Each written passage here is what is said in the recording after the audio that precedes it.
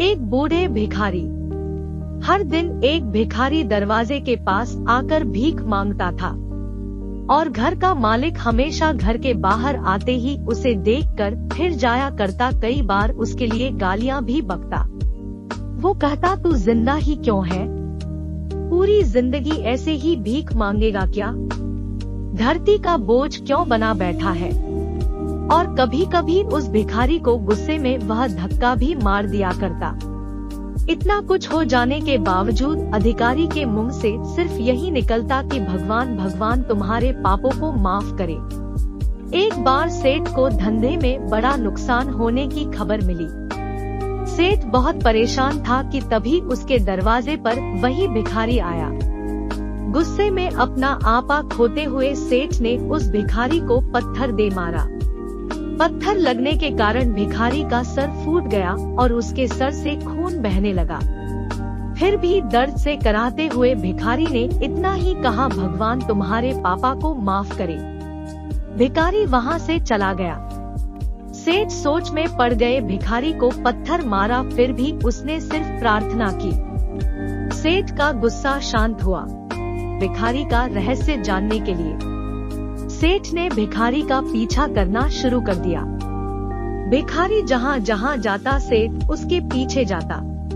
सेठ ने देखा कि कोई उसको खाना देता, कोई उसको मारता, कोई अपमानित करता तो कोई गाली देता।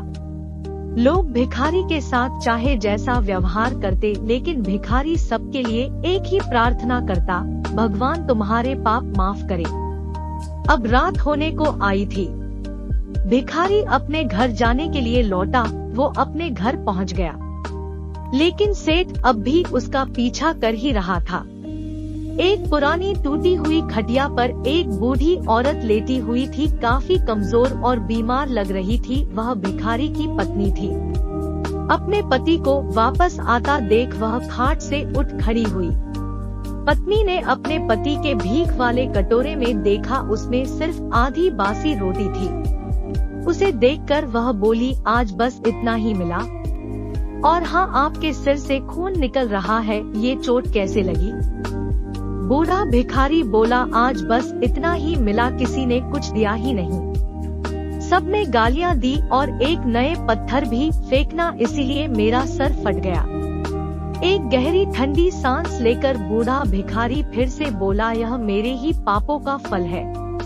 तुम्हें याद है कुछ सालों पहले हम कितने अमीर थे? क्या कुछ नहीं था हमारे पास? हमारे पास हर चीज जरूरत से ज्यादा थी, लेकिन हमने कभी दान नहीं किया। और उससे भी बुरा हमने उस अंधे भिखारी के साथ किया जो हमारे द्वार पर भीख मांगने आया करता था। बूढ़ी पत्नी की आंखों में आंसू आ गए। वह बोली, हाँ, हम उस बेचारे अंधे के साथ बहुत बुरा करते थे। उसका अपमान करते थे। उसे खाने के लिए रोटी की जगह कागज दिया करते। उसका मजाक उड़ाया करते और कभी कभी मारा भी करते। मैंने कभी उसको रास्ता नहीं दिखाए। एक बार मैंने उसके मुंह पर मिट्टी भी फेंकी थी और वह हमेशा दुखी होकर यही कहता कि भगवान तुम्हें तुम्हारे किए की सजा देगा। भगवान तुम्हारे पापों की सजा जरूर देगा।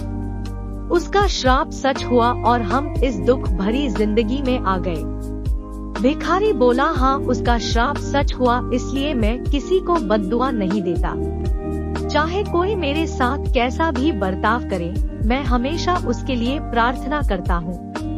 मैं नहीं चाहता कि कोई भी हमारे जैसे जिंदगी का अनुभव करे, किसी को भी हमारे जैसे दुखों का सामना करना पड़े। वो नहीं जानते कि वह कितना बड़ा पाप कर रहे हैं, इसलिए अनजाने में हुए पाप की ऐसी सजा किसी को भी मिले, मैं नहीं चाहता। सेठ वहीं पर छुपकर यह सारी बातें सुन रहा था। अब उसे सब कुछ समझ में आ गया था।